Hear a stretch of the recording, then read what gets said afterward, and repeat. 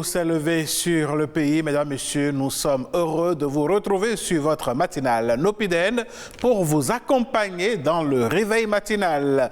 Mesdames, Messieurs, bonjour à chacun et à tous. Madame Danonde, bonjour. Monsieur Sochoum, bonjour. Merci de m'accepter à vos côtés ce jour. Je suis heureux, vous le voyez bien. Je le suis encore plus. Mesdames et messieurs, bonjour également à vous. J'espère que tout va bien chez vous. Le réveil, ça s'est bien passé. Nous sommes là, comme d'habitude, pour vous accompagner dans ce réveil-là avec de la bonne humeur.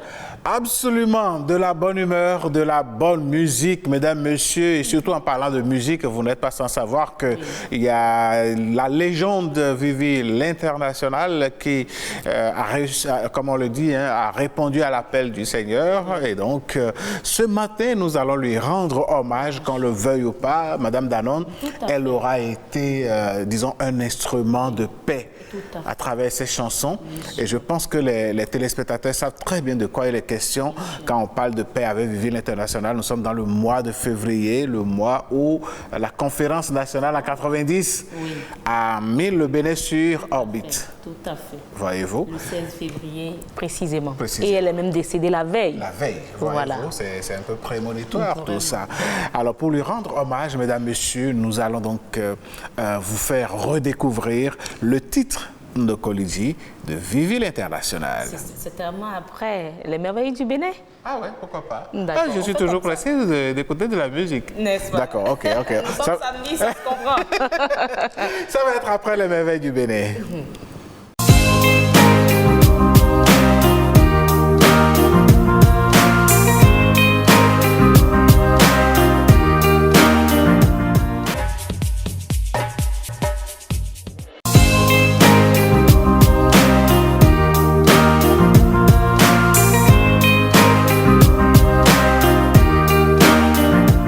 Les masses Guélédé, une richesse de notre pays et vous le savez très bien, mesdames, messieurs, nous la partageons justement cette richesse avec les autres peuples de l'humanité puisque c'est dans le patrimoine immatériel de l'UNESCO désormais. Tout à fait, tout à fait. Voilà. Et quand on parle de Guélédé, ce n'est pas que dans le plateau, hein? Ah oui? Non, c'est ce qu'on se disait, mais on a appris que le Guélédé est presque partout dans notre pays.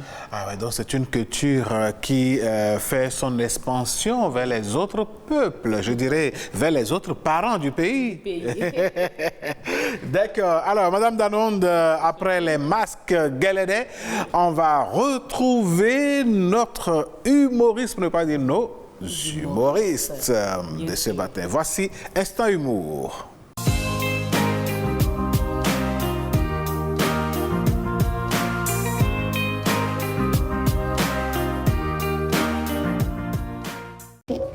Voici la liste que tu m'as demandé. Lise, go. Pour la fête.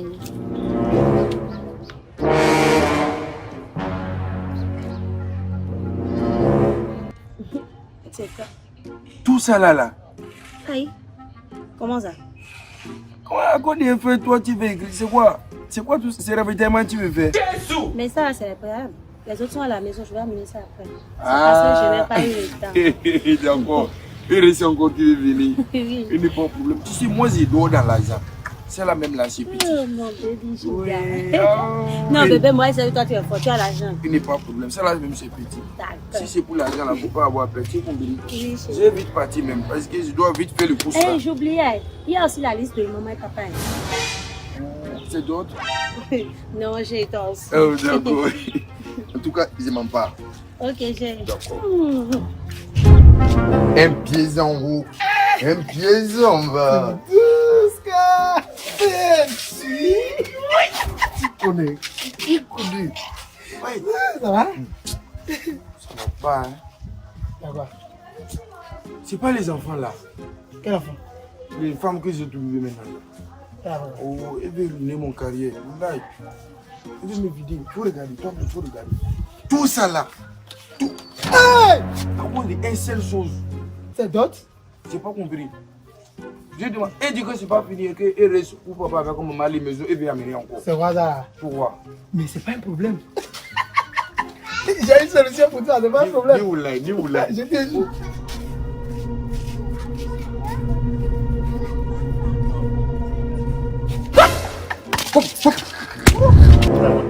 de pizza. Hein. Nous avons les pizzas pêcheurs, pizza fraîcheur, pizza roi, pizza reine et puis la margarita aussi. Non, les filles, commandez ce que vous voulez. Mon chéri, là. Oh, il est bon. Oui, commandez tout ce que vous voulez, même champagne. Attends, le monsieur est où? Attendez, il vient. Je t'envie, hein. T'as de la chance. Arrête-moi ça. Les choses de l'argent. Avec ce que vous êtes en train de raconter là, si mon homme rentre ici et vous fixez vos gros yeux là, vous allez voir. Pardon. C'est quoi ce machin là? Tout d'abord, on commande à manger, tu n'amènes pas, tu nous amènes là-dessus, il y a quoi? C'est de la part de monsieur Rigobert, votre chéri.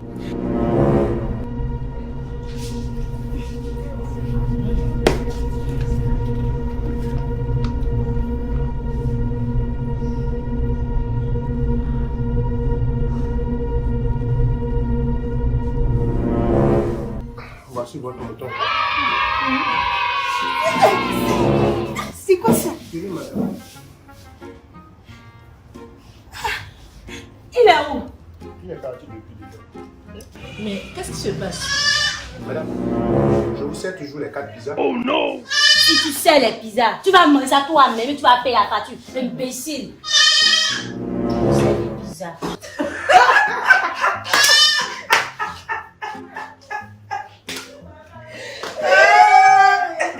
Cadeau de fête. Mais les filles, vous allez où? Heureuse année à toi. Il faut bien que dans les sabots, je vais t'en servir avec Pourquoi ça?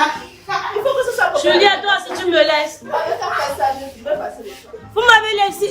Mais qui va payer la facture de l'eau? Mais Juliette, tu me laisses aussi.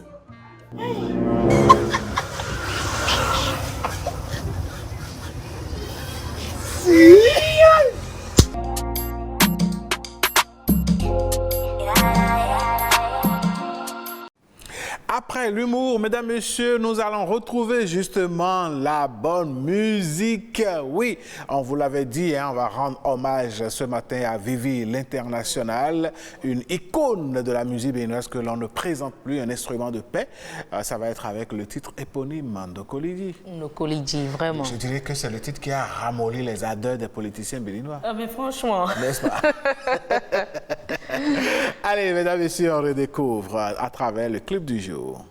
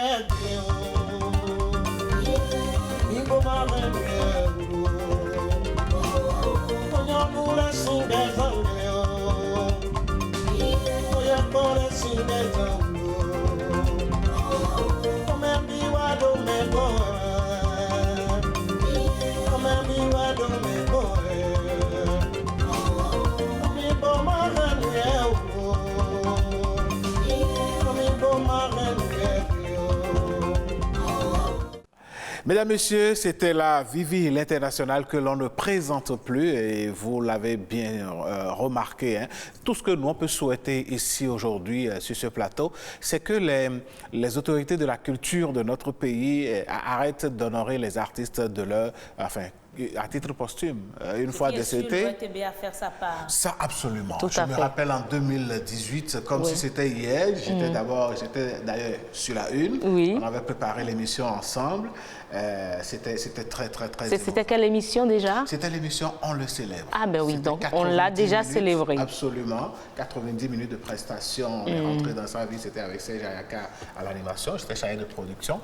Et donc, nous, on a fait notre part. Mais je pense qu'à des occasions comme ça, il faut que le ministère de la Culture, le gouvernement, pense à honorer les artistes d'une façon ou d'une autre que de les célébrer à titre posthume.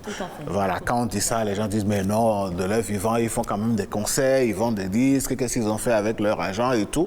Combien de personnes payent les tickets pour aller au spectacle?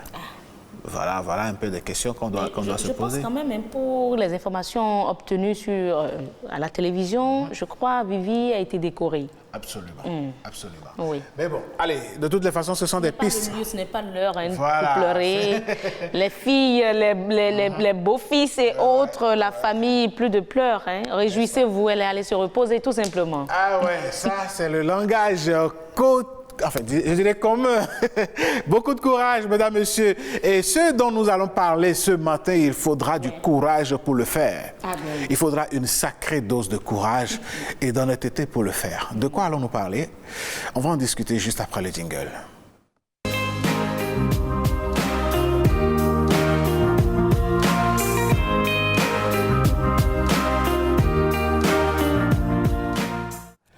Il faut une dose de courage. Il faut une surdose d'honnêteté pour poser un acte aussi noble.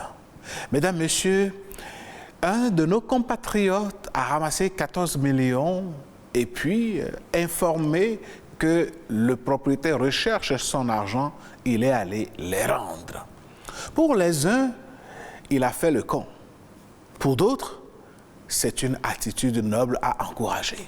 Sur ce plateau ce matin, mesdames, messieurs de Nupiden, et dans la rubrique « Et si on en parlait ?», nous, on voudrait savoir si rendre à autrui son bien perdu ou égaré est une valeur qu'il faut cultiver dans notre société. Et pour ça, nous avons des invités sur ce plateau qui vont aborder le côté pratique de la chose et le côté spirituel également de la chose. Tout à fait. Sans oublier, Madame Danonde, Oui. que nous aurons le héros au téléphone en direct ce matin, si tout va bien. Le héros pour certains. Absolument. Il faut le préciser. Et avant d'avoir le héros sur le plateau, dans l'émission, bien sûr, mesdames et messieurs, nous avons sur ce plateau, comme Alain le disait, notre spiritualiste, notre métaphysicien, pour faire vraiment précis. Raimi Amoussa, on ne le présente plus d'ailleurs, c'est notre consultant métaphysique. Merci d'être là, bonjour. Bonjour ma soeur, bonjour mon frère. Bonjour. Et en face de vous, nous avons Romaric Mouftaou, le fondateur du mouvement Nouveau Type de Citoyens. Bonjour également à vous. Bonjour Heureuse, bonjour Alain, merci de me recevoir. C'est un plaisir. Et comme Alain l'avait annoncé, nous aurons au téléphone le héros, Hamidou Moubarak. Merci, Madame Danonde. Mesdames, Messieurs, nous allons adresser la toute première question à notre métaphysicien. Monsieur Amoussa Raimi, dites-nous, la signification du nom Moubarak est déjà chance. En lui donnant ce nom, les parents pensaient que M. Moubarak a toutes les chances dans la vie. Il ramasse 14 millions, il est rare. Vous pensez que spirituellement, cela a une signification? Merci, permettez que nous rendons hommage d'abord à Dieu et aux membres de nos ancêtres. Que nous rendons hommage aux ancêtres de notre frère Moubarak Hamidou. On rend hommage aux ancêtres de notre frère Moubarak Hamidou. Oui. Et pourquoi? Merci. C'est la loi des suites qui s'opère. Nous appelons quelque chose la loi des suites. Et lorsque nous prenons les livres saints, il est dit quelque part, tu gagneras ton pain à la sueur de ton front. Pour nous, métaphysiciens, la loi de la gratuité n'existe pas.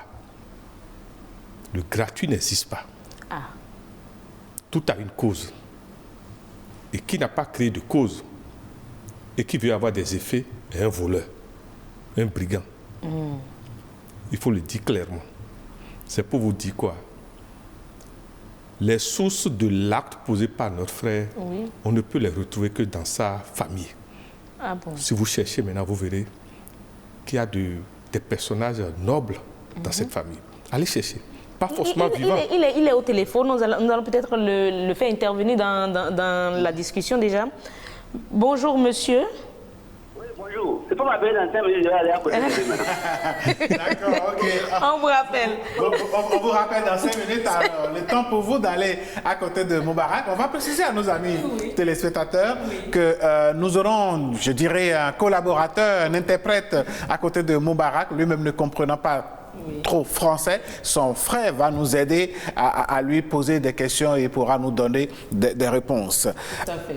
Alors, Monsieur Romaric, en attendant de revenir à Monsieur Amoussa Rahimi, vous êtes le président, je dirais même le fondateur d'un mouvement qui porte le nom Nouveau Type de Citoyens. Vous visez des citoyens qui sont complètement différents de ce qu'on connaît aujourd'hui. En tant qu'initiateur d'un tel mouvement, quand vous êtes en face de la situation, de l'acte posé par notre compatriote, qu'est-ce que cela vous inspire? Vraiment, Moubarak a posé un acte noble qui rentre ou cadre avec l'un des 5 piliers fondamentaux du concept de nouveau type de citoyen que nous avons élaboré, qui est un concept qui encourage les citoyens à développer des valeurs qui les amènent à pouvoir connaître leur propre essor individuel, mais contribuer à l'essor de la nation. Alors, quand je prends le pilier dont il s'agit, c'est le pilier numéro 4 du concept nouveau type de citoyen. Le pilier dit qu'un nouveau type de citoyen doit incarner les valeurs patriotiques, morales et éthiques. Et quand on prend donc l'acte posé de retrouver de l'argent qui appartient à autre personne et de lui rendre cet argent sans en apprendre un franc, cela montre une valeur morale d'abord, parce que c'est une règle individuelle à la personne, mais une valeur éthique, parce que dans notre société, au Bénin ici, c'est bien, c'est promu de rendre à autrui ce qui lui appartient, de ne pas voler. Tout à l'heure, M. Amoussa parlait du vol. Et donc, ça fait plaisir à nous qui sommes dans le mouvement Nouveau Type de Citoyens, de voir que M. Moubarak, vous avez dit tout à l'heure, il ne parle même pas français. Donc, il n'a pas été à l'école. Cela montre qu'on n'a pas besoin d'aller à l'école pour être un bon citoyen. Cela montre que tous les fils et filles et toutes les filles de ce pays peuvent contribuer à construire un nouveau Bénin si chaque citoyen décidait d'être un citoyen de type nouveau. C'est une mentalité que nous promouvons. Donc, pour vous, Moubarak Hamidou est un citoyen de type nouveau? Il est un NTC, comme nous le disons dans notre langage. Ah, d'accord. Alors, Monsieur Amoussa Rahimi, vous disiez tantôt qu'il faut faire des recherches jusqu'au niveau des ancêtres. Certainement qu'il y a des parents nobles. Vous savez, il n'a pas été à l'école, on a dit. Déjà, on peut tirer une conclusion. Ce n'est pas forcément l'école des Blancs qui font qu'une âme est noble. Il y a des gens qui naissent nobles. Vraiment. Il y a des gens qu'on ne corrompt pas.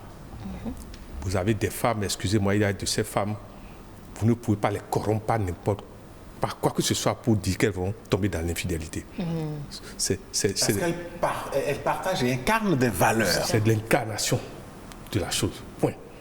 Et ce monsieur, notre frère Moubarak, est ce genre de type. Ça a toujours existé dans la société. Ça a toujours existé, mais c'est rare quand même. C'est rare. Mais l'autre chose que nous ne devons pas oublier, le contexte fait que l'esprit d'éthique naît. Quand vous prenez depuis 2016, excusez-moi, même les plus gros bandits fouillent les 4 points cardinaux avec leurs yeux de bandits avant d'agir. Parce qu'ils se disent, celui qui est au pouvoir là, il ne connaît personne qu'en vol. Il faut tenir compte aussi de ça. C'est l'exemple du supérieur qui fait que la base aussi s'applique. C'est la loi de la pyramide. Lorsque le sommet vole, la base volera. Mais si le sommet, l'éthique est au sommet, remarquez, il est difficile à la base d'entretenir le vol et la corruption. C'est pour vous dire que c'est un contexte qui a créé ce geste de Moubarak. Ce n'est pas seulement... Alors, vous semblez dire que si M. Moubarak retrouvait ces 14 millions avant 2016, il ne les aurait pas rendus? Rien ne prouve qu'il va rendre. Mais on a un élément quand même, un petit commentaire sur image qu'on a réalisé sur l'homme qui prouve qu'il n'est pas à son premier geste. Et je dis bien, rien ne prouve. Excusez-moi, le sang, les informations du sang difficilement changent. Mais la répétition des informations de l'entourage peut vous emmener à la corruption, s'il vous plaît. Ça veut dire quoi? Même si vous êtes né avec une noblesse, il faut que l'entourage aussi, vous vivez dans la noblesse. Parlant justement d'entourage et de ce personnage, comme le disait Mme Danone, mesdames, messieurs, nous allons suivre, disons, ce petit portrait de notre compatriote.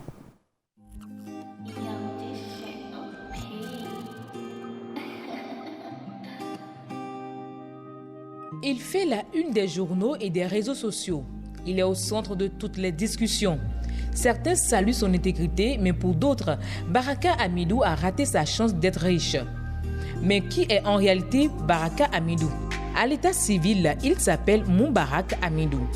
L'homme ne se souvient plus de sa date de naissance avec précision, mais il aurait 37 ans et serait né à Gamia dans la commune de Bebereke. De père et de mère paysans d'obédience musulmane, Moubarak a 8 frères et sœurs utérins. Aujourd'hui seulement, 2 vivent encore, lui et sa jeune sœur. Agriculteur, vivant de façon officielle avec une femme paysanne, il n'a jamais mis pied à l'école, mais il a pu scolariser une fille et un garçon parmi ses 5 enfants. Selon Wikipédia, Baraka, forme contractée de Moubarak, signifie la bénédiction, l'abondance dans l'argent, les biens, la famille et toute autre chose en rapport avec le bien. Avoir la baraka, c'est avoir de la chance, être béni selon le moteur de recherche Google. Et Moubarak Hamidou affirme avoir bien souvent la chance de ramasser de l'argent et autres biens perdus sur son chemin et il les retourne toujours au propriétaire malgré ses conditions de vie précaires. Pour preuve, le 11 février 2022, Hamidou a ramassé 14 millions du retour des champs et remis au chef du village. L'acte lui a valu une distinction de reconnaissance et une enveloppe financière de la part du préfet du département du Borgou. Baraka reste très attaché à sa foi religieuse et à l'éducation reçue de ses parents. Il est dans le besoin d'une nouvelle moto pour aller au champ avec son épouse, mais pour lui, on ne devient pas riche en causant du tort à autrui. Ce qui est à toi te reviendra tôt ou tard. Voilà un concept de vie bien décliné. Monsieur Mouftaou, le compatriote a besoin d'une moto. Il n'a pas une moto actuellement. Il voudrait bien avoir une moto pour aller au champ. Il a une moto déjà, mais franchement, complètement... Bon, qui n'est plus en état. Voilà, déjà amorti. Oui. Mais il ramasse 14 millions. Il n'a pas pensé à aller acheter une moto dans l'argent là en même temps, mais il veut rendre l'argent. Selon vous, au plus profond de vous, vous pensez quoi de cette situation? Vous savez, c'est un exemple qu'il faut multiplier pour avoir au niveau de la société une masse critique d'individus qui incarnent de telles valeurs. Quand je pense à cet acte, ça me fait penser à l'article 4 de la Déclaration des droits de l'homme et du citoyen de 1789. L'article 4 dit que l'exercice des droits naturels de chaque citoyen n'a de borne que celle qui assure aux autres membres de la société la jouissance de ces mêmes droits. Donc, si M. Moubarak, étant dans la société béninoise, voudrait que ces droits naturels soient assurés, cela a de sens qu'il respecte également le droit naturel des autres citoyens. Et c'est ce que nous avons constaté avec son acte. Et si une grande masse de la société béninoise adoptait cette mentalité, vous voyez que les forces de l'ordre auraient moins de travail à faire en ce qui concerne la recherche, les enquêtes, les investigations des biens perdus, des biens volés, et se focaliseraient plus sur d'autres aspects pour aider la société à se développer. D'accord. Nous avons justement, mesdames et messieurs, à notre compatriote Hamidou Baraka en ligne. Bonjour, monsieur Baraka. Oui, bonsoir. Comment allez-vous? Ça va très bien, chez vous? Ça va bien, merci. Alors, dites-nous, qu'est-ce qui vous a motivé à aller rendre 14 millions dans une situation de vie complètement chère actuellement au pays? Allô? Oui, nous vous écoutons. Vous l'avez demandé? Oui, nous vous demandions qu'est-ce qui vous a amené, pourquoi vous avez rendu les 14 millions que vous avez ramassés dans la brousse alors que vous avez peut-être des besoins aussi. Ok. On a le dernier ça parce que nous sommes à Islam. Je suis d'une musulman, quoi. Et dans notre Coran, il nous a dit que ce qui n'est pas pour toi, il ne faut pas manger ça.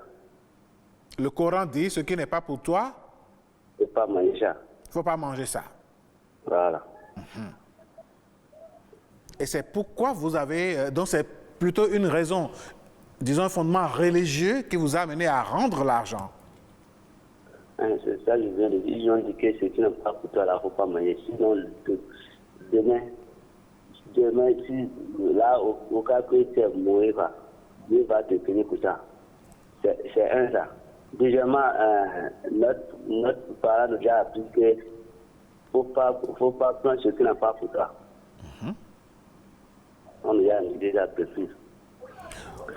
C'est ça qui nous a amené de donner, comme ce n'est pas pour nous, c'est pour que on a remettre ça. D'accord. Mais dans le même temps, vous avez, suite à nos recherches, nos échanges téléphoniques avant l'émission, vous avez dit que vous avez votre moto vous voulez bien changer votre moto quand le préfet vous a même contacté pour passer prendre et pour la distinction. Vous n'avez même pas ce qu'il faut pour vous déplacer. Donc, vos conditions de vie sont quand même alors là, vraiment précaires. Et face à ça, dans le même temps, vous remettez les sous et vous dites que la religion ne vous permet pas. Vous ne voyez pas que c'est un peu paradoxal? Oui.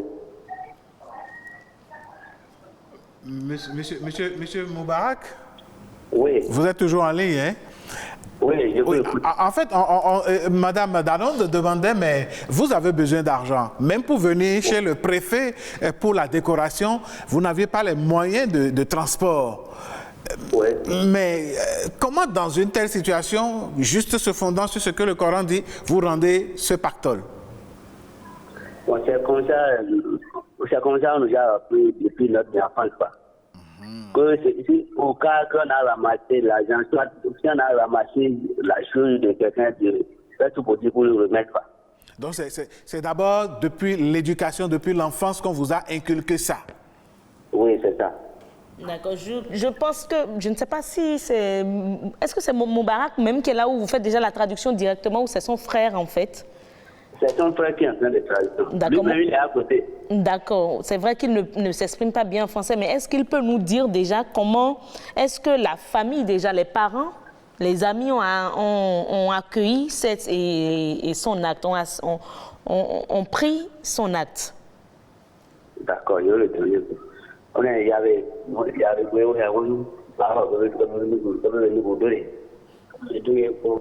que ses parents sont très contents. Ils sont très contents. Je vais remettre ça. D'accord. Mais monsieur Moubarak, oui. Que pensez-vous des gens qui disent que vous n'auriez pas dû rendre cet argent et que c'est plutôt Dieu, par rapport à la signification de votre nom, qui est bénédiction, richesse et tout, qui vous aurait octroyé ces fonds comme ça et que vous vous rendez que désormais vous serez pauvre? Parce que nous, on a dit que ce qui est pour toi, là, Dieu va t'en donner ça. Il tient toujours ce qui est pour toi, Dieu va te l'amener. C'est ça. D'accord, bien. On vous laisse quelques secondes. Si tu as fait quelque chose qui est bon là, il y a les autorités qui peut t'appeler pour te faire ce que tu as besoin. Il y a quelqu'un pas pour toi, il faut obliger à ça, c'est pas bon. Mais il paraît que vous n'êtes pas à votre premier geste. Que vous avez déjà fait ça plus... Non, c'est pas la première fois. La dernière en date, c'était combien? C'était aussi une grosse somme? Non, c'est pas trop comme ça. C'est une somme de 9 000. Que vous avez retrouvé où? On a trouvé ça à côté de mosquée. On a fini de prier, quoi. Il a trouvé ça à côté de la mosquée. Et il a donné ça au imam. Pour demander ce qui est à côté. Et il a donné l'intérêt. D'accord. Merci beaucoup. On revient à vous tout à l'heure. Alors, Monsieur Mouftaou, voilà un peu... Je me mets dans la position de ceux-là qui pensent que c'est quand même... bon, pour eux, en griffe, c'est bête de le faire. C'est un miracle pour eux. Peut-être le spiritualiste va revenir sur ça. C'est un miracle. Il s'appelle Baraka. Et le prénom signifie déjà la chance. Il a eu cette chance-là. Et puis, librement, un peu comme Alain le disait, il rejette la chance. Non, ce n'est pas un miracle. Si vous prenez l'indice mondial des pays où les citoyens sont les plus heureux, vous allez beaucoup retrouver des pays scandinaves. Je vous promets que vous verrez de tels actes dans autant de pays scandinaves où, depuis plusieurs années, se trouvent des citoyens. Chaque année, quand on sort l'indice, vous voyez que les citoyens les plus heureux sur la Terre sont dans ces pays. Et ce sont des pays où de telles valeurs sont promues. C'est justement pour ça que nous avons créé le mouvement pour dire vague, le mouvement nouveau type de citoyens, pour dire, OK, vraiment, les leaders les gouvernants sont en train de faire leur part. Et je dis toujours, on a beau investir des milliards dans le développement d'un pays. Si les citoyens qui constituent la première ressource, la ressource humaine d'un pays, c'est la première richesse. Si les citoyens qui constituent la première ressource, la première richesse, ne changent pas de mentalité, cela ressemblerait à un homme pauvre qui a gagné de la loterie, mais n'a jamais changé sa mentalité. Malgré qu'il a des milliards dans la main, dans quelques années, il redeviendra pauvre. Est-ce que quelque part, Romane Mouftaou, je ne vous arrête pas, votre combat n'est pas perdu d'avance dans une société où tout le monde pense que moi, voilà, c'est mon heure qui a sonné, mon soleil brille, il vaut mieux que je sèche pour moi en même temps, et puis bon, ça y est, ça s'arrête là. Comment est-ce que vous voulez réformer cette société-là avec votre mouvement, nouveau type de citoyen? Le combat n'était pas perdu d'avance. Alain, oui. Et c'est vrai que au premier regard, on peut avoir cette réflexion. C'est pourquoi lorsque nous étions en train de fonder le mouvement Nouveau Type de Citoyens, nous nous sommes donné 10 ans au minimum. Dans le court terme chez nous, c'est 10 ans. C'est-à-dire que c'est de l'éducation humaine. Lorsque vous voulez travailler sur l'homme, ça prend du temps et vous devez avoir cette patience. Au premier regard, on peut se dire pas d'espoir. Mais lorsqu'on pousse plus loin, un homme qui change peut entraîner le changement de sa famille.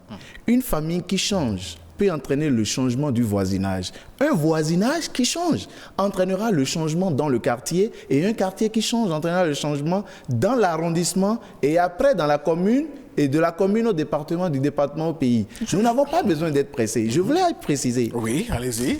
On dit une nation ne change pas un homme, mais un homme peut changer une nation. Il faut que nous nous rendions compte que si je vois qu'autour de moi, du mal est fait, mais je dis toujours que je veux un développement. Est-ce que ce développement sera atteint si nous nous comportons tous de la même manière?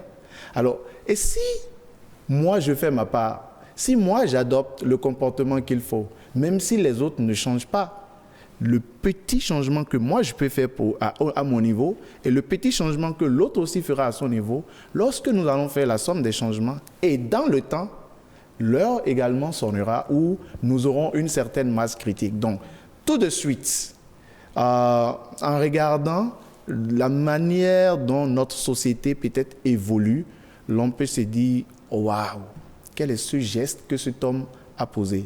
Mais cet homme a une très bonne mentalité. Nous parlons souvent de changement de mentalité dans le mouvement Nouveau Type de Citoyen.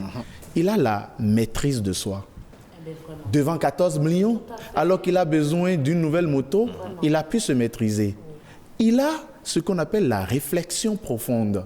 C'est-à-dire qu'il n'agit pas sur coup de tête, mais il réfléchit. Vous l'avez entendu tout à l'heure. C'est-à-dire, si on développe la réflexion profonde, l'on évite beaucoup de malheurs. Si je pose cet acte, ça va me conduire à tel, à tel. Donc, on joue le film dans son analyse, dans sa réflexion, ce qui fait qu'on est en mesure de prendre une bonne décision. Et finalement, il a développé également l'échange, puisqu'il revient, il en parle à sa famille, il va voir le chef du village. Imaginez si les fonctionnaires, si les personnes dotées ou mandatées de responsabilités, de gérer le bien public, adoptaient les mêmes valeurs, qu'est-ce que cela donnerait pour notre pays? Justement, j'allais vous poser cette question. Je ne vous lâche pas, M. Mouftar. Si les dirigeants adoptaient ce comportement, ça allait donner certainement un bon résultat. Mais les dirigeants ne font pas preuve de transparence, justement. Dans ce cas-là, ils donnent quel exemple aux citoyens? Monsieur Alain, je ne dirais pas ça, parce qu'il faut vraiment avoir des exemples clair et palpable pour le dire. Je sais. Je vous donne un exemple. Nous avons une autorité dans ce pays qui, par le passé, a déclaré son salaire. Combien il gagne quand il était député à l'Assemblée nationale. Devenu ministre et président d'une institution, il n'a plus rien dit depuis. Si on pense juste cet exemple en matière de transparence, quel exemple donne-t-on aux citoyens qu'on voudrait avoir comme plusieurs Baraka? Merci. D'abord, nous allons sérier deux choses ici. Vous avez l'autorité. Et quand vous parlez d'autorité, il y a beaucoup d'aspects invisibles au commun des mortels. Vous savez, puisque en matière de gestion d'État, il y a des choses qu'on ne peut pas dire dehors. Donc, quels sont les actes posés derrière par cette autorité que les citoyens ignorent, mais que les institutions savent? Personne ne pourra le dire, sauf si l'on se rapproche des institutions qui sont chargées de recevoir cette déclaration dont vous parlez. Donc c'est peut-être en s'approchant de ces institutions qu'on le saura. Vous savez, des fois, le serment présidentiel peut se faire non pas en public. Dans certains pays, le président peut le faire en privé. Et après, la photo qui montre la preuve ou autre pourra sortir. Mais l'essentiel était que le président fasse ce serment devant l'autorité mandatée par la Constitution pour recevoir le serment. De la même manière, la déclaration dont vous parlez peut se faire, non pas nécessairement en public, et peut se faire sans que l'institution qui doit la recevoir ne la déclare publiquement. Ça, c'est au niveau des autorités. Donc, c'est dire que si on veut rentrer dans ce débat, il faut que nous ayons tous les éléments sur la table et nous pourrons l'apprécier. Mais ce n'est pas parce que les autorités se comportent d'une certaine manière que le citoyen dira « Ok, je me comporte de la même manière ». Parce que n'oublions pas, nous appartenons tous au même bateau. Si nous voyageons ensemble sur un bateau, peu importe si quelqu'un est dans une cabine de première classe et une autre dans une cabine économique, si le bateau coule, tout le monde coule. Alors le pays que nous voulons construire, oui, certains se comportent d'une certaine manière, mais les autres, ont-ils envie de construire le pays dont ils rêvent? Si oui, qu'ils se mettent à la tâche et qu'ils essaient de contaminer ceux qui sont autour d'eux. J'adopte une philosophie dans ma vie.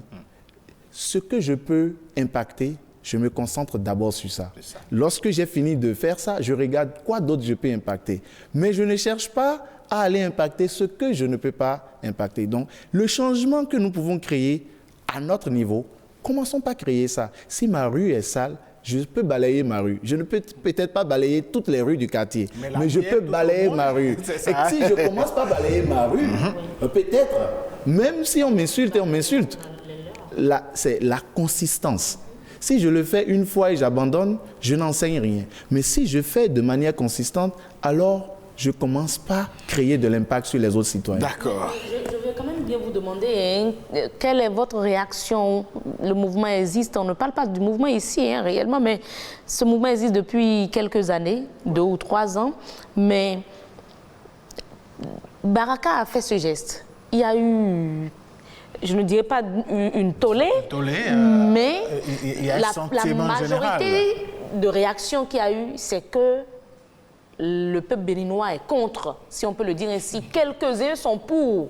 Le peuple béninois est contre. On se demande, même si certains vous-même se demandez, mais vous vantez le mouvement, le concept nouveau type de citoyen. Seriez-vous prêt à retourner 14 millions que vous auriez retrouvés sans que personne ne vous dise « j'ai perdu mon argent » Quand vous voyez les citoyens réagir de la sorte, est-ce que cela dénote de la qualité de la nation que nous sommes, que nous avons? Bon, je dirais que quand on voit des citoyens réagir de la sorte, cela juste nous indique que nous avons du travail à faire dans le pays. Et ce travail, je vous assure, ce n'est pas juste le travail des gouvernants, c'est le travail de tous les membres de la société. Les familles doivent éduquer leurs enfants. Tout à l'heure, M. Baraka a parlé des valeurs qu'on lui a inculquées dans le cercle familial. Voici quelqu'un qui n'est pas allé à l'école, mais qui a tellement de valeurs morales et éthiques. Imaginez si on doit confier la gestion du village à cet homme. Vous avez déjà une idée de comment il va gérer son village. Et si on devait lui confier plus? Il faut dire que la réaction, des fois, l'être humain réagit de manière émotive. Ce sont les premières émotions. Mais la question, il faut la retourner. Que ferais-tu si on vole ta moto et qu'on ne te la rend pas? Monsieur Romaric, vous avez eu la parole tout ce temps. On va... Métaphysicien sur ce plateau. Voilà. Et je veux bien comprendre, hein, côté spiritualité, vous disiez tantôt, vous vantez tantôt l'acte posé par Baraka. Mais est-ce que quelque part, il n'y a pas des aspects négatifs de la chose? En faisant ça toutes les fois, on se dit, celui-là ne peut que demeurer dans la pauvreté, bien que son nom ne le prédestine pas à la pauvreté. S'il vous plaît, Ce n'est pas la première fois. le nom qui lui a été donné, je suis métaphysicien, mais je suis aussi métaphysicien daoméen. Je veux que vous compreniez. Quelle est la différence? Ah oui, le métaphysicien daoméen base la spiritualité sur les us et coutumes. D'accord. La métaphysique universelle, vous savez, il y a les ordres. Oui. C'est pour vous dire quoi? Je suis la jonction des deux. Pour revenir à une chose, le nom ne lui a pas été donné pour qu'il trouve de l'argent en l'air. Le nom lui a été donné pour protéger sa tête. Vous venez de dire que c'est un ensemble de familles de combien d'enfants? Oui, de 8. Déjà côté mère, hein? Merci. Le nombre 8, c'est le nombre d'abord qui n'admet pas la corruption, ni les vices, ni les imperfections. Nous l'appelons dans la tradition, la métaphysique daoméenne, Aklamédi. Gouverné par la divinité des jumeaux. Déjà, vous verrez que quand vous allez en profondeur dans la tradition pure daoméenne et bref, de la famille de notre frère Moubarak, ce qu'il a fait, c'est pour se protéger lui-même, pour ne pas être lui-même l'invitation de la mort. Je ne sais pas si vous me comprenez. Ah oui, on vous suit. Quand vous dites ça, monsieur Raimi, vous parlez de Aklamédi, de divinité, de jumeaux. Ce qui n'est pas loin, c'est déjà la divinité dans. On dit souvent que dans ces couvents-là, dans Doni, comme pour reprendre l'expression populaire, c'est une divinité, c'est la divinité dans qui lui a donné l'occasion de devenir riche. Si le métaphysicien daoméen connaît le dans qui peut...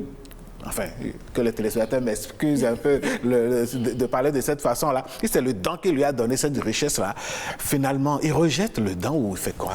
Non. Le don ne vous donne pas la richesse comme ça. Pour que le don intervienne dans votre vie, vous avez procédé à des rites d'appel de richesse. S'il vous plaît, je suis du milieu.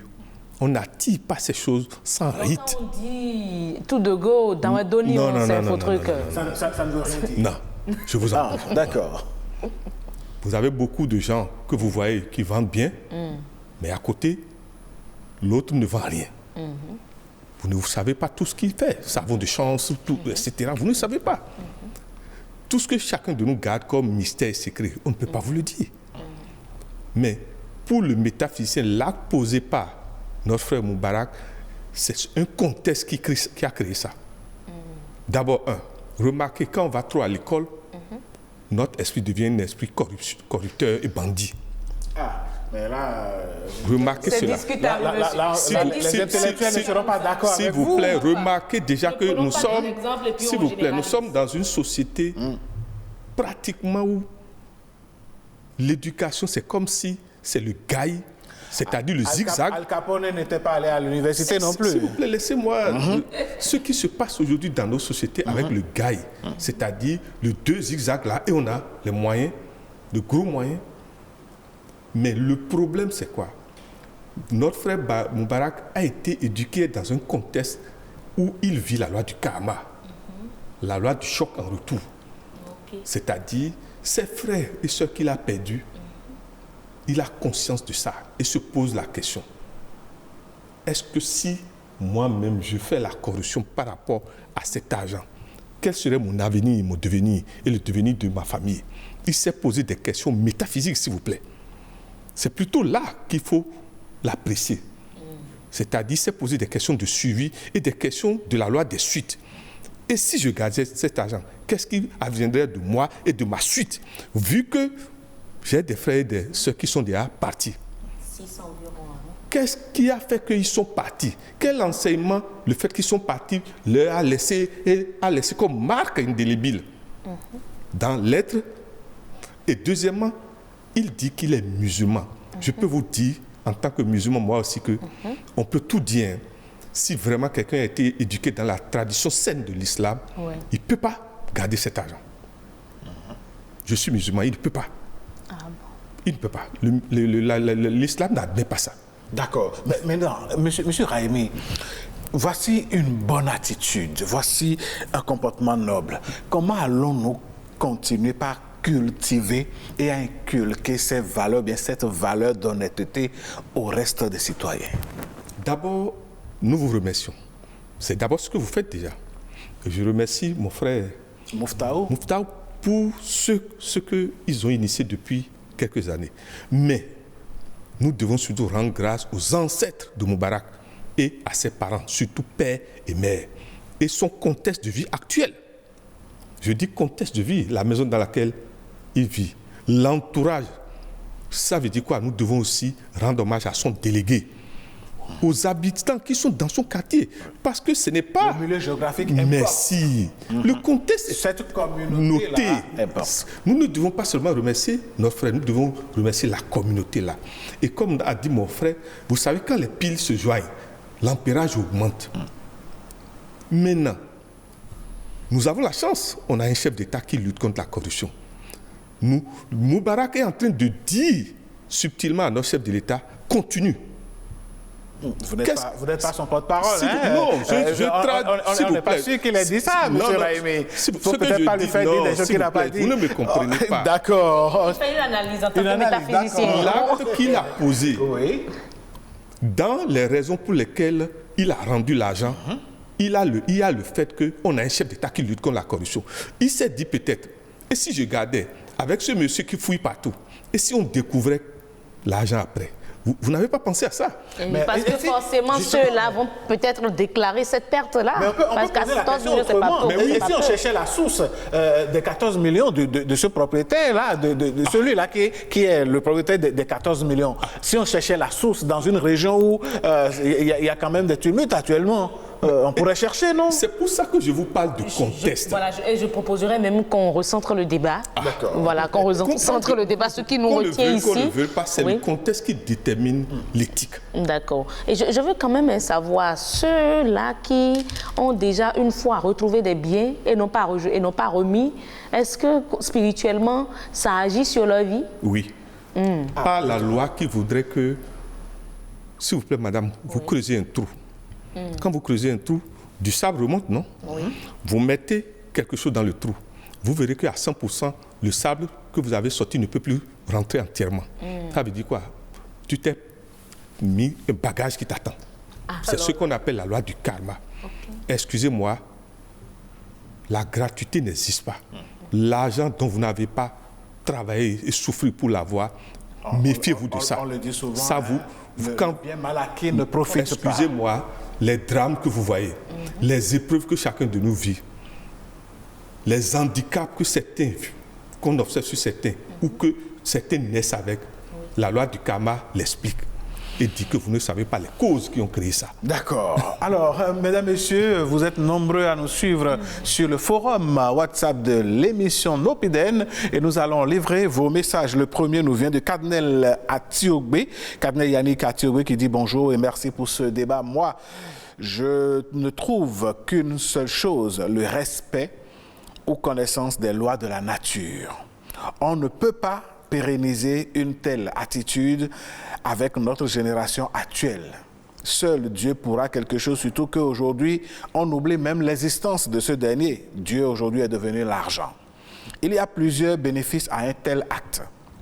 La bénédiction de Dieu, Le merci que dira le propriétaire de l'argent, c'est une grande bénédiction. Le circuit que fera cet argent-là sera une source de bénédiction pour lui et sa famille. Juste pour dire, grâce à son geste, plusieurs personnes vont survivre par leur boulot. Son acte sera pour lui l'ouverture de certaines portes. Exemple, la décoration qu'il a reçue du préfet. Et il en aura d'autres certainement. Son acte peut aussi avoir des conséquences. Il sera méprisé par bon nombre de personnes en situation défavorable en ce moment où le pays est dur. Il pourra pas se tourner vers d'autres pour l'aider financièrement sans qu'on le juge ou s'énerve contre lui. Il va continuer dans sa situation actuelle pendant un bon moment alors qu'il avait la possibilité de changer les choses après quelques jours. S'il garde l'argent, cela peut détruire sa vie dans le sens où il n'aura plus la paix. Ses enfants peuvent commencer par avoir des maladies graves et lui-même, ce qui va lui faire dépenser tellement et personne ne pourra faire le rapprochement avec ses 14 millions. Notez bien, dit M. Cardinal Yannick Katiogbe, malgré tout, sa vie peut changer radicalement si le propriétaire de l'argent le veut bien, en devenant son ange gardien. Et Claire Rongan d'ajouter, elle dit bonjour, je pense tout simplement que M. Baraka Amidou est un homme honnête, qui a une conscience, la crainte de Dieu et qui est convaincu que l'argent mal gagné ne fait pas le bonheur. Il préfère rester pauvre et digne que riche avec un esprit dérangeant. Mamita Dagia Bouriana dit ceci: autrefois, trouver les objets d'autrui et les rendre était un acte banal. Dommage que la morale et les bonnes manières ont déserté notre quotidien. Il n'y avait pas de débat autour de l'acte posé de notre frère ou fils. C'est dommage que des intellectuels mènent de telles discussion. Un bien mal acquis ne profite pas longtemps, surtout si l'on a été informé de la perte. Tu gagneras ton pain à la sueur de ton front, est-il écrit. Merci et passons à autre chose. Vous voyez des découvertes de milliards de CFA amassés et gardés dans l'une des nombreuses maisons d'un ancien régisseur des finances de notre pays. Où allons-nous avec de tels cadres de notre pays? Pauvre Bénin, et dire que le peuple s'échine et ploie sous le poids de la cherté de la vie. Eh bien voilà, nous revenons en plateau pour poursuivre la discussion ici. Mais pour vous, spiritualistes, comment expliquer, Madame Dagia, Mamita Dagia l'a dit tantôt, qu'on ne retrouve plus de l'argent comme ça? C'est difficile de retrouver de l'argent même au sol, de telle manière qu'on se dit parfois quand tu trouves même l'argent, tu te dis, est-ce que ça c'est normal? Pourquoi? Est-ce que ça a un aspect spirituel? Mais oui. D'abord, mon frère disait tout à l'heure quelque chose qui m'a frappé. Il disait, est-ce que ce n'est pas Danwedoni? Et s'il prenait la question autrement? Et si c'est le Danlissa qui voulait tester son initiation ésotérique pour ce que nous appelons augmentation du salaire dans l'évolution de la perfection? Oui, on vous teste. Dans le milieu initiatique, on vous teste tout le temps. Qu'est-ce qui prouve que... Allez voir dans cette famille-là, vous verrez qu'il y a des gens supérieurs en esprit dans cette famille. Il y a beaucoup de gens supérieurs en esprit. Parce que quand on dit supérieur en esprit, la plupart du temps, les grands hommes qui sont hautement spirituels, leur vie matérielle, souvent, ce n'est pas de grandes choses. La preuve, la vie du Christ, comme la vie du saint prophète Mahomet. Je vous en prie. Vous verrez que c'est dans la privation que l'esprit grandit. C'est pour vous dire quoi? L'acte que ce hasard de circonstances est peut-être une épreuve, un examen. Et je peux vous dire qu'il a gagné. Il a eu augmentation du salaire. Quel salaire? Mais spirituel. Dans le monde spirituel, s'il vous plaît. D'accord. Vous savez, l'acte qu'il a posé, savez-vous combien d'empérage ça a créé pour protéger ses enfants et pour combien de temps? Peut-être des enfants doivent peut-être avoir un choc, doivent avoir des accidents, ou peut-être des choses doivent arriver dans son quartier. Et par l'acte-là, il vient de protéger beaucoup de gens. Qui vous dit qu'il n'a pas protégé sa nation, le Bénin? Par cet acte, 14 millions. Excusez-moi, le nombre 14 s'appelle se dit nombre dit de dettes karmiques. 14, quand moi j'ai entendu 14, j'ai dit, c'est toute la nation qui est en épreuve. Excusez-moi, c'est un nombre de dettes karmiques. Et ça s'appelle Troupin l'été. Troupin l'été, ça veut dire quoi? Or, Troupin dit, genre, il peut y avoir effritement. Troupin dit, quand la papaye est mûre, si vous ne mangez pas, ça se gâte en fraction de seconde. Regardez, cette table que vous avez entretenue, maintenant, le fruit est mûr, mais si vous ne savez pas faire, vous ne pouvez même pas en bénéficier. Ça veut dire quoi? Qu'est-ce qui prouve que cet acte n'a pas sauvé la nation? Moi, je peux vous dire que ce monsieur a sauvé la nation. Il a sauvé la nation de quoi? Ah, excusez-moi, nous sommes en 2022. Oui. Le millésime 22 prédit des épreuves surprises sur toute la terre. Et spécialement, nous allons vers un pic. Et pourquoi c'est juste avant ce pic que cet événement arrive, c'est-à-dire le 22 février 2022? Analysez ce jour. Le 2, c'est l'aliment rien que du 2. Or, le 2 est lié à la lune et à la nuit. Or, la lune est fluctuante. Vous qui êtes spiritualiste, quelle action dans le monde spirituel, ou bien quelle action le spiritualiste que vous êtes, ou bien les spiritualistes qui nous suivent ce matin, peuvent poser pour que cette culture soit le partage de la majorité des citoyens béninois? C'est d'abord ce que vous faites.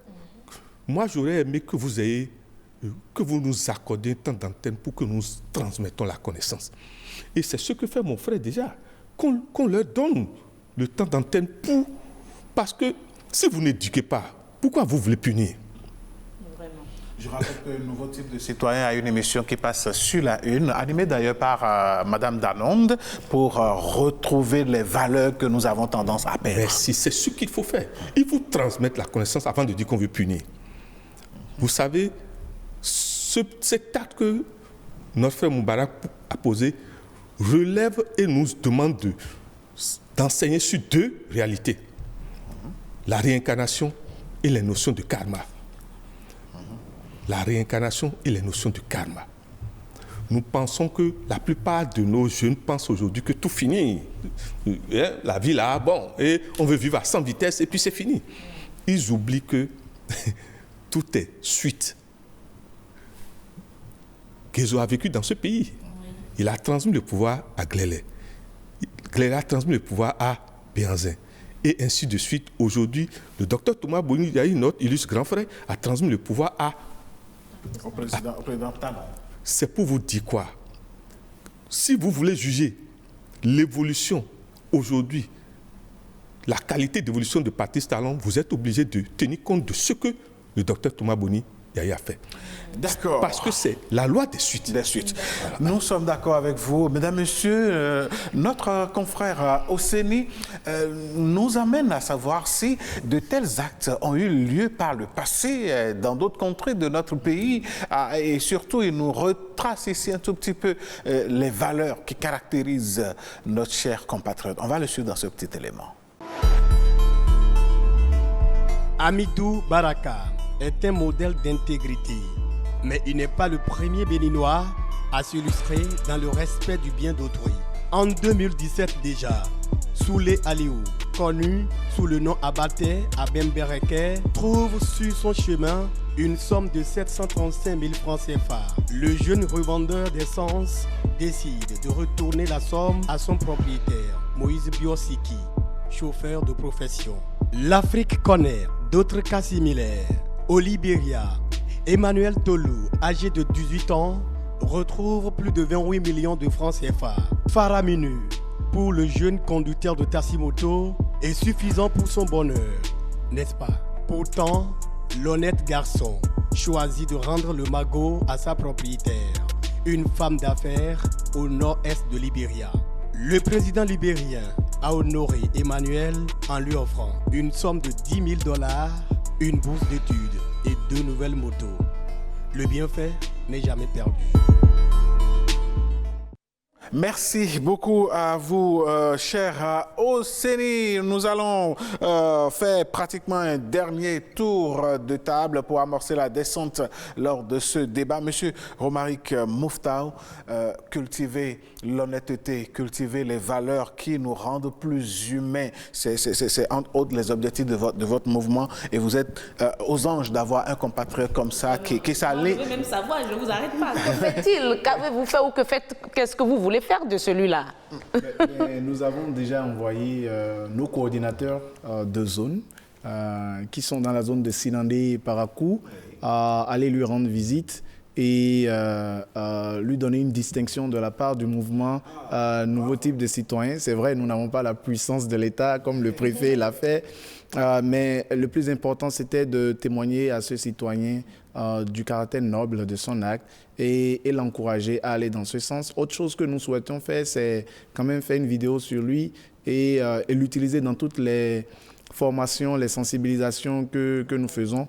J'ai beaucoup aimé le fait qu'il n'a pas été à l'école parce que, vous voyez, une grande partie de notre population n'a pas été à l'école et Moubarak aide le mouvement Nouveau Type de Citoyens à persuader l'homo béninus, comme je l'appelle, le béninois type, à comprendre que ce n'est pas, être un bon citoyen n'est pas une question d'école, c'est une question de valeurs humaines qu'il faut incarner. Et vous savez, je dis, peut-être M. Amoussa l'a un peu touché, si chaque citoyen béninois réfléchissait en se disant quel type de pays je vais laisser à mes enfants, je vous assure que nous aurons un autre Bénin. Parce que moi, avant de me marier, j'ai dit ça à ma femme, j'ai dit oui, nous allons nous battre pour nos enfants, mais moi, je veux consacrer ma vie pour construire un meilleur pays. Parce que imaginez que vous laissez de l'argent à vos enfants, vous leur laissez des maisons, vous leur laissez même une bonne éducation, vous leur laissez des biens. Il suffit d'une crise financière, l'argent que vous avez laissé à la banque partira. Il suffit d'une crise immobilière, la maison s'en va. Les enfants vont s'entretuer après votre mort. Il suffit d'une crise de sécurité, par exemple. Et ils vont devenir réfugiés parce qu'ils vont fuir, leur région. Mais imaginez qu'en plus d'avoir laissé tout ça à vos enfants, vous vous battez pour leur laisser un meilleur pays derrière. Vous êtes au moins sûr d'une chose, même si tout s'écroule, même s'ils n'ont plus d'argent, ils n'ont plus de maison, mais ils ont un bon pays et une bonne éducation. Est-ce que le Béninois est prêt pour cet engagement citoyen? Ça vire tout de suite à la politique. Dès qu'on dit, bon, c'est la société civile, nous allons nous engager pour laisser un meilleur pays. Est-ce que les Béninois sont prêts à cette lutte citoyenne-là qui ne vire pas sur le terrain politique? Je vais vous dire, sans aucun doute, le Béninois est prêt. Il faut juste aider le Béninois à redécouvrir cette valeur, ce talent qui se trouve en lui ou en elle. C'est comme un coach de football qui aide un joueur qui sombre, mais qui est talentueux, à redécouvrir et à croire encore en son talent. Le Béninois a de la valeur. Vous rentrez dans les institutions internationales et vous allez voir que les Béninois brillent. Le Béninois a de la valeur. En 1989, en 90, après la conférence nationale des forces vives de la nation, regardez l'éveil national qu'il y a eu. Moi, je ne suis pas métaphysicien, mais quand même, dans le mouvement Nouveau Type de Citoyens, nous avons constaté une chose après analyse, que le Bénin traverse des cycles de 30 ans. Absolument. Je ne parle pas de la métaphysique ici, c'est une analyse purement basée sur l'observation. En 1960, le Bénin a acquis l'indépendance. 30 ans plus tard, nous étions en train d'accéder au renouveau démocratique. Et 30 ans plus tard, vous avez vu, 2020, il y a eu des bouleversements conduisant désormais à une autre manière de gouverner. Donc, vous aussi, vous voyez, cycle de l'indépendance, cycle du renouveau démocratique, le renouveau démocratique. Et nous, à NTC, on dit, depuis 2020, le Bénin est rentré dans l'ère du développement par le citoyen. C'est dit, oui, les leaders, on a des leaders qui sont en train de faire de leur mieux pour pousser le pays. Ils doivent être accompagnés par les citoyens. Absolument. Ce n'est pas l'affaire juste des gouvernants, c'est l'affaire des gouvernants et des gouvernés.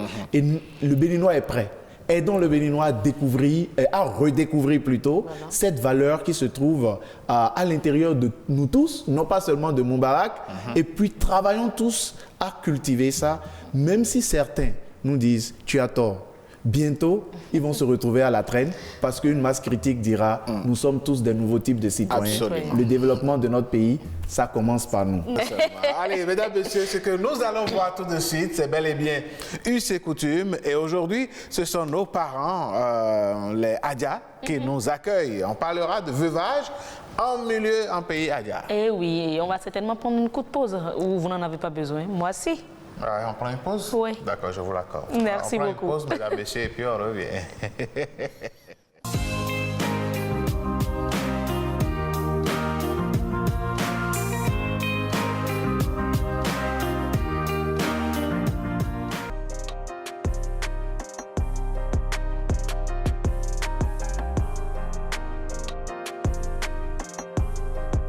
Le veuvage en milieu Adja oblige la femme qui perd son mari à rester à la maison et enfermée pendant une durée de 9 mois. Et pendant ces 9 mois, la femme Adja qui a perdu son mari ne sort pas, elle ne va pas au marché, elle ne va pas au champ, elle ne se coiffe pas. Elle doit s'arranger pour trouver peut-être ses enfants ou bien ses tantes ou bien les parents de son homme pour s'occuper d'elle pendant toute cette durée de 9 mois.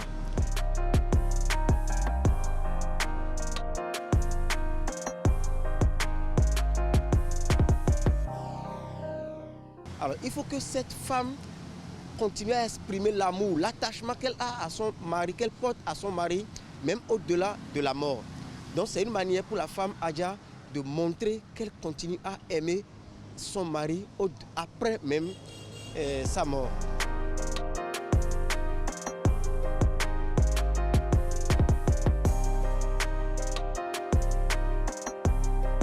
Pas forcément le mariage qui est mariage au pays Adja. Le mariage coutumier, c'est un aspect, c'est un exemple que je vais donner. La femme qui est déjà sous le toit d'un homme est déjà la femme du monsieur de fête. Maintenant, s'ils sont allés jusqu'à avoir des enfants, alors là, les enfants viennent maintenant confirmer leur lien matrimonial. Donc, déjà sous le toit du mari, c'est déjà sa femme. Et puis, si le monsieur décède, la femme est obligée de suivre des cérémonies de veuvage. Donc, pour récapituler, la femme qui a eu l'honneur de connaître le mariage coutumier d'un homme qui est allé demander sa main chez ses parents est femme. Celle-là qui n'a pas eu cet honneur, mais qui vit sous le toit d'un homme et au-delà a eu des enfants avec le monsieur, est sa femme de fête et a l'obligation donc de faire des cérémonies coutumières au moment où le monsieur là arrivait à décéder.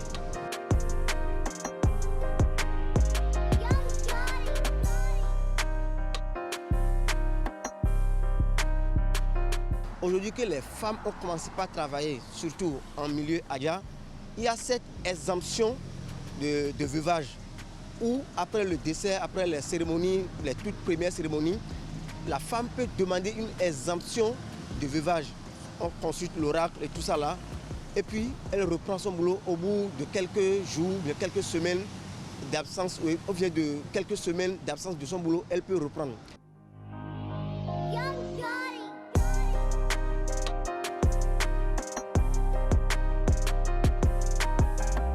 Si elle commence le boulot et que son mari continue d'être jaloux d'elle, le mari peut commencer à la déranger. Ça peut être pas des rêves ou bien elle peut carrément tomber malade. On peut parcourir les hôpitaux on peut faire des analyses sans savoir, sans connaître le mal dont elle souffre.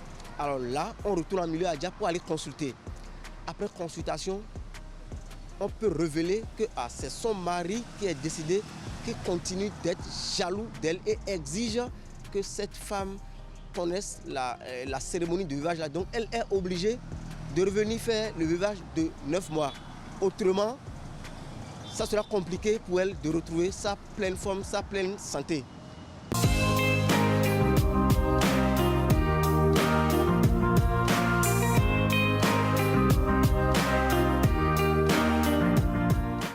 C'est coutume et nous n'avons jamais cessé de le dire, la culture caractérise un peuple. C'est vrai qu'aujourd'hui, ces choses ne se passent plus comme ça, parce qu'on ne peut pas demander à une femme de rester enfermée pendant 9 mois. mois. Elle va manger quoi? Non, quand même, hein, non.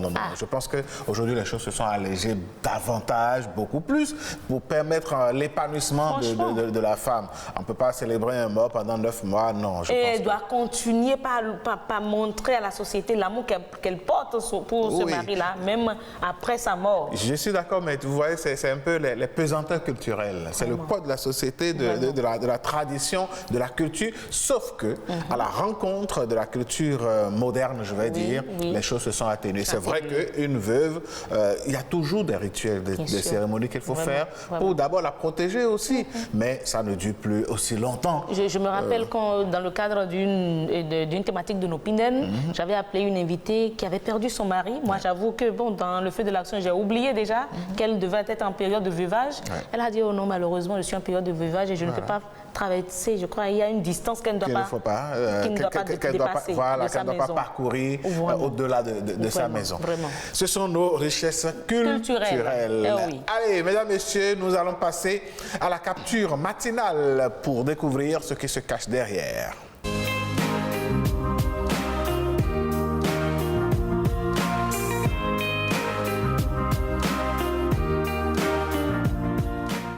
Capture matinale, nous n'allons pas... Enfin, il faut qu'on vous rappelle, hein, parfois ça nous fait philosopher, parfois ça nous fait rigoler, mais on en tire toujours une leçon. Parfois ça nous donne envie de manger. Ouais, pourquoi pas. Allez, on va découvrir la capture de ce matin.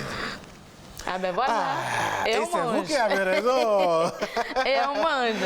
C'est quoi ça? C'est du bloc-auto ou quoi? Apparemment, hein, c'est du bloc-auto, pâte de bœuf. En tout cas. Bien fait. Quand c'est fait, c'est bien tendre. Vous connaissez les soucis de santé après là? Après, effectivement, il y a des soucis de santé avec ça. Il faut faire très attention. Ah, mais voilà. C'est vrai que moi, perso, je ne suis pas trop fan de ça. Trop fan de voilà, une fois en passant, c'est bon. Non, voilà, de viande déjà, oui.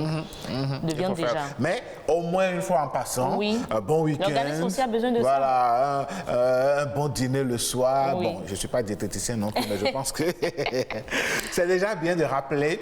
Au déjeuner, moi, je vais proposer ça pas au dîner, oui. Ah oui, au déjeuner, c'est bon. Mais si vous êtes dans une administration publique ou privée, vous prenez ça, vous venez dormir. Vous venez dormir devant les dossiers. Dans l'après-midi, vous êtes sûr de ne pas être productif. Ah non, vous êtes sûr de ne pas être productif. À moins que ce soit un vendredi, soir, et bon, on sait que c'est un peu plus relax. Mais c'est bien de montrer ça parce que, Madame Danone, voyez-vous, parfois dans certaines familles, je veux dire, voilà, j'y arrive, dans certains foyers, c'est la routine, on mange presque les mêmes choses 7 jours sur 7, et puis bon, on ne sait plus quoi faire. Donc, parfois, en donnant ces idées, ça aide les téléspectateurs. Vraiment. En tout cas, je souhaite bon appétit à ceux qui seront à table dans quelques heures. Je suis sûr que ça va donner l'idée à un monsieur qui va appeler sa femme pour dire, bon, madame, il faut me faire. Mais est-ce que le bloc-auto se fait aussitôt pas comme ça? On se lève et puis on va acheter et puis on met au feu? Ça, je ne sais pas. C'est des heures de cuisson, hein? Bon, c'est vous. Il y a des astuces pour rapidement tendre, ramollir la viande, mais... En tout cas, c'est l'occasion pour les messieurs de demander aux dames comment elles préparent ça, pour celles qui envoient les manites au marché. Il faut déjà que le monsieur puisse donner des idées. Vous voilà, des idées de cuisson à la maison. Ah non, généralement c'est vrai, c'est connu. Nous, on se dit, bon, moi je mange ce que tu me donnes. Hein, je mange ce que tu me donnes. Donc, et c'est là, lorsqu'on en fait, et puis on dit, c'est ça tu trouves? Allez. C'est pas aller. Hein? Non, c'est un autre débat. On ne va pas faire ce débat-là. Merci, Madame Danone. Merci, Christelle Samoa. Merci à vous, chers amis de la réalisation. Ce matin, vous voulez nous parler d'une... beurre de karité. Ah ouais. Ah ouais, le beurre de karité. Mesdames, Messieurs, voici astuce.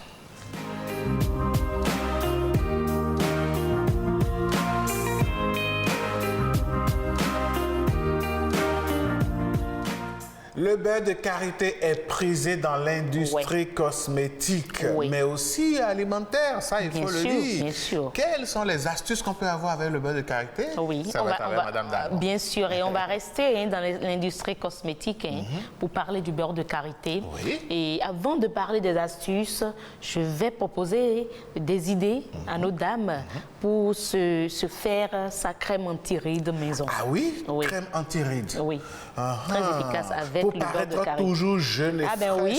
oui. Quand même, le maquillage, c'est pas tous les jours là. Oh, bien sûr. Encore que le maquillage avec les produits chimiques.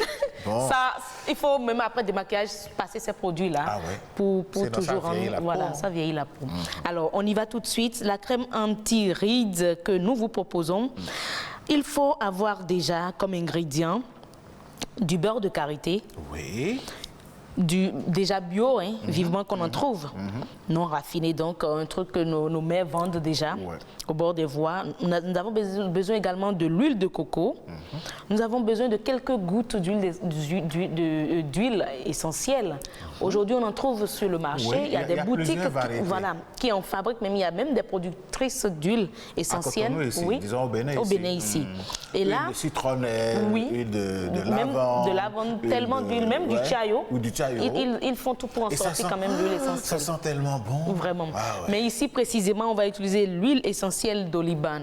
Voilà. Et puis, quelques gouttes d'huile essentielle de lavande, comme il le disait. Et on va mettre au feu le beurre de karité et l'huile de coco dans une casserole. Et on met au feu pour fondre au bain-marie, bien sûr, fondre au bain-marie.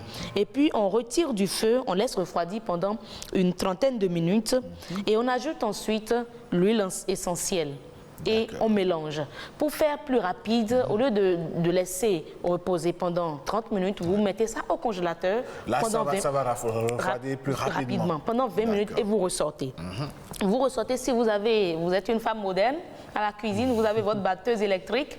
Vous mettez la batteuse. Ce que vous dites, ça fait bon. C'est bon d'avoir une batteuse électrique, mais il ne faut pas oublier que la facture de l'électricité augmente. Regardez-les.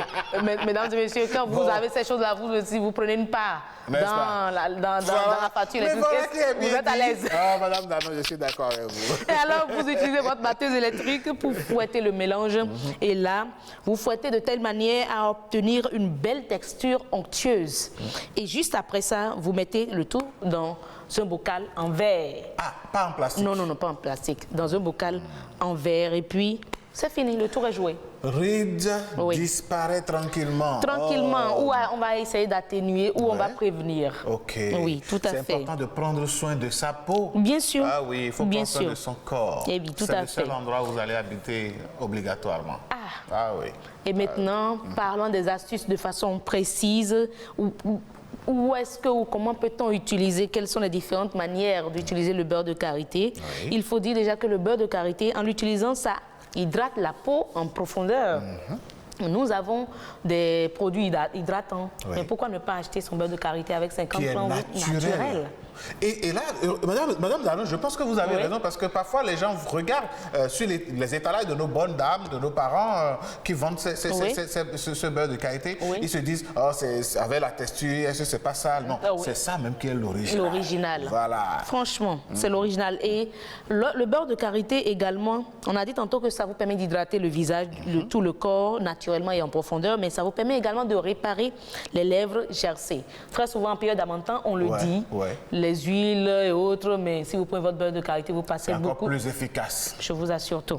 Et les lèvres restent toujours hydratées et ça évite les gercés. Ça nourrit également la peau après un soleil. En temps de soleil, vous êtes... voilà, ça fait chaud, il fait chaud, on est au dehors et tout. On revient à la maison, on prend une douche. C'est bon de passer le beurre de karité sur le corps. Et il faut préciser que le beurre de karité dont on parle ici, c'est pas prendre et puis comme ça et puis c'est dur là. Non. Essayez de rendre ça plus tendre. On met ça au feu pour fondre ça. Et si vous avez des huiles essentielles, comme on l'a dit tantôt, quelques gouttes d'huile essentielle. Là-dedans. Et puis, c'est fini. Vous prenez, vous passez au corps. Et il faut dire également, ça réduit, on a parlé des astuces en temps des vergetures.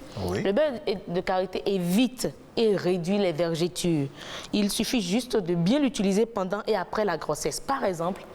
Et vous réduisez l'apparition des vergetures. Et s'il y en a, ça vous facilite l'effet d'atténuation. C'est très riche alors. Et c'est partout, vous l'avez dit tantôt, au niveau industriel comme au niveau d'alimentation. Les gens prennent le beurre de karité, il paraît qu'on utilise l'huile, le beurre pour la cuisine. Bien sûr. Au lieu d'acheter les beurres pasteurisés. Voilà, ça marche très bien, très fort. Franchement, il y a quand même assez d'informations sur l'utilisation du beurre de karité. Bon, certains l'utilisent même comme massage. Vous allez chez les esthéticiennes, c'est pas que je fais une compte publicité pour les esthéticiennes, mais vous allez chez les esthéticiennes pour massage 15 000, je ne sais combien. Alors, mais c'est vrai en plus. Acheter à 50 francs peut-être bien fait ou dans un bocal, un truc bien parfait, peut-être à 500 à 1000 francs. Voilà. Vous remettez à madame et puis elle fait le massage. Monsieur fait le massage et puis vous renforcez les liens ici. Voilà, ça marche. Mais on fait d'une pierre deux coups. Plusieurs coups, je vous dis. Plusieurs coups. Donc voilà autant d'idées, Alain, mesdames et messieurs, autant d'idées. Non, mais je pense que c'est vous qui avez raison. L'utilisation du beurre de karité. Merci, madame Danone. Vous avez raison parce que par les temps qui courent, j'ai quelqu'un qui dit les temps ne courent même plus. Il faut quoi? Les temps sont stagnants. Et donc, par les temps qui courent, il vaut mieux réfléchir autrement au lieu d'investir des centaines de mille dans des gammes de produits cosmétiques à n'en point fini, qui parfois même vous brûlent la peau. Je vous assure que fragilise la peau de telle manière que lorsque vous avez des cicatrices, vous avez des plaies difficiles de cicatriser. Alors qu'avec le beurre de karité, vous facilitez même la cicatrisation des plaies. Ah, voyez-vous? Bien sûr. Donc je pense qu'on va retourner aux méthodes naturelles de chez nous. Merci Madame Danone pour cette belle présentation des astuces à base de beurre de karité. Je pense que nos téléspectateurs et téléspectatrices sont pris bonne note. Il n'y a aucune honte à utiliser ce qui vient de chez nous. Il n'y a aucune honte. Encore que les industriels ils viennent les ramasser par ici à vil pour prix. nous les vendre à combien et quelle quantité encore on met dedans. De toutes les façons. Quelle version encore? Oui, quelle version? Peut-être synthétisée, raffinée et tout. En tout cas, vous avez eu les astuces ce matin, mesdames et messieurs. Merci beaucoup. Madame Danone. Monsieur Sochoum. On va retrouver nos comédiens. Bien sûr. D'accord. Je suis d'avis. Allez, mesdames et messieurs, voici Humour matinal, deuxième plateau.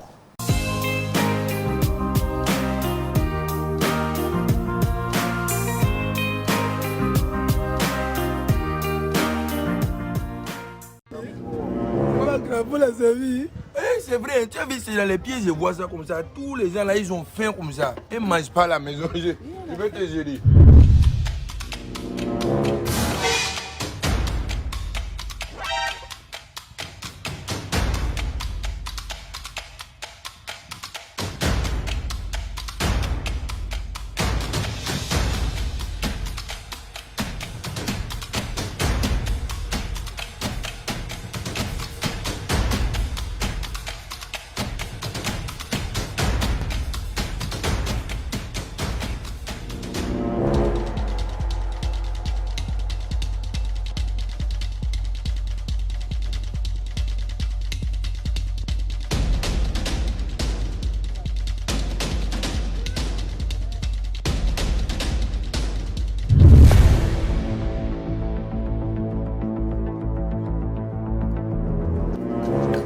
Pour combien? Je veux payer. On a une poisson pour 100 francs, 100 francs. Oh non. Ça va pas chez toi. Quand tu me vois là-bas, il peut payer pour poisson 100 francs. Tu vois comment je suis bien habillé, ça va pas chez toi. Mes poissons restent aussi 700 là-bas. Si c'est comme ça, il faut mis ici. Il faut mis. Il ne faut pas tout mis là-bas. Il faut mis ceci ici avec poisson. Moi, chérie, t'inquiète. Je vais te les présenter. Elle, c'est la fille du délégué. Elle a faim. Elle a mangé maintenant, ça fait 4 jours. Elle, c'est la fille de la cousine de la voisine. Elle aussi, elle a mangé maintenant, ça fait à peu près 2 semaines comme ça. Elle a faim, vraiment faim. Lui, là, tu vois, il ne mange pas comme ça. C'est pour ça qu'il est court comme ça. Donc aujourd'hui, comme l'occasion s'est présentée, je l'ai appelé pour qu'il vienne manger aussi. Non, il est le petit frère de mon cousin. Oui. Lui aussi, il a faim. Il a mangé maintenant, ça fait 1 mois. Il a faim, oui. C'est le petit frère de mon cousin, son ami, c'est son fils. Oui. Voilà, pour la servir. C'est vrai, tu as vu, c'est dans les pieds, je vois ça comme ça. Tous les gens là, ils ont faim comme ça. Ils ne mangent pas à la maison. Je vais te gérer. Ou bien tu n'es pas l'argent. Tu n'es pas l'argent, il faut parler. Non, moi j'ai l'argent. J'ai l'argent. Mon CV là. Ça c'est un. Il faut manger. Il faut faire doucement. Il faut doucement. Il y en a pour tout le monde. Doucement. Ici, fais ça. Et toi là, tu mérites ce qui est au boulot. Quand tu n'es pas mangé, ça fait 4 jours. Oh, bizarre. Voilà. Voilà, c'est ça. Le point, ça fait 32 000, monsieur. Jesus is Lord. Faut payer, on va passer ici. C'est quoi? 32 000 là, ça te dépasse. 32 000 là, c'est l'argent, on t'a dit. Faut payer. Comment? Non, 32 000. 32 000, monsieur.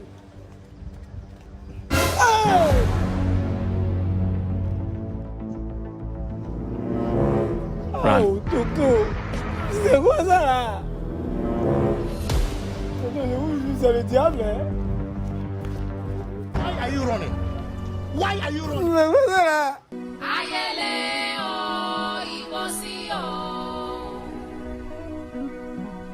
Is it funny? No, it's not funny. Mesdames, Messieurs, on va enclencher la dernière ligne droite de cette émission en retrouvant notre hommage que nous rendons à Vivi l'International qui nous a quittés il y a... ça, vous avez déjà l'information. On va retrouver ce clip, d'accord? On va retrouver ce clip.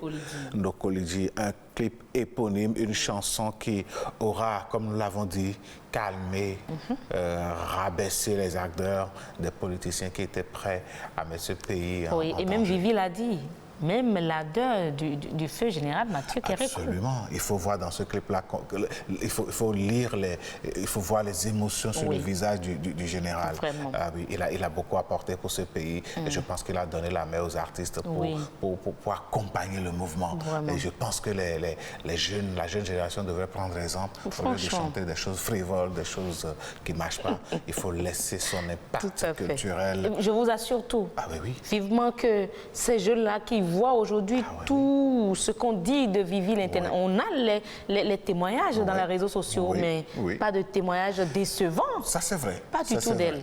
Même les artistes en sont unanimes. Absolument. Parlant de sa qualité, de la qualité de son œuvre. Je suis d'accord avec vous. Je pense que on ne vous donne pas de leçons, chers artistes de nouvelle génération, mais de toutes les façons, en tant que médias, vous êtes obligés d'être nos partenaires, nous sommes obligés d'être vos partenaires. Vraiment. Il faut qu'ensemble, on puisse donner le meilleur. Mesdames, Messieurs, voici Ndokolidji.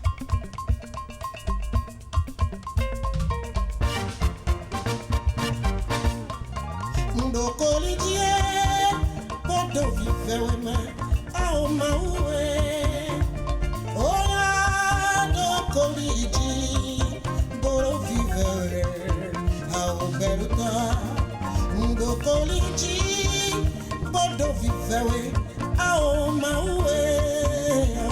Ola Ndokolidji, bodo vivewe, aobeluta.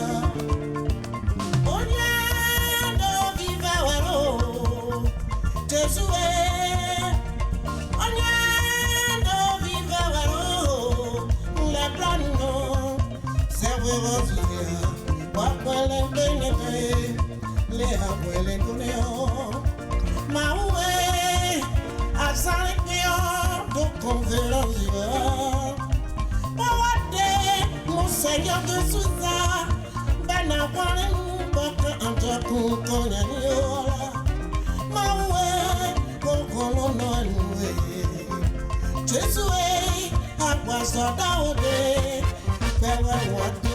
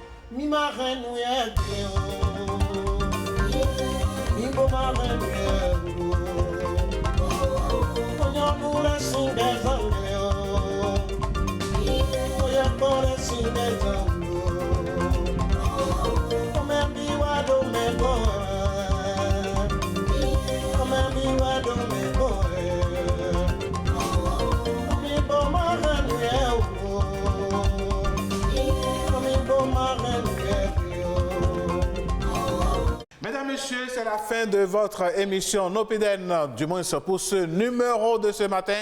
On se retrouve prochainement pour une autre partie, toujours avec la bonne ambiance, la même joie. Madame Danonde, merci d'avoir partagé ce plateau avec moi. Le plaisir est partagé. Allez, on se retrouve prochainement. Je vous souhaite une excellente journée. Parfait. Un bon week-end, pourquoi pas? Oui, oui. Allez, on descend du plateau, le travail continue. Malheureusement, sinon, heureusement, c'est notre gagne. Ah oui, c'est normal. Allez, mesdames et messieurs, au revoir et bonne journée à chacun et à tous.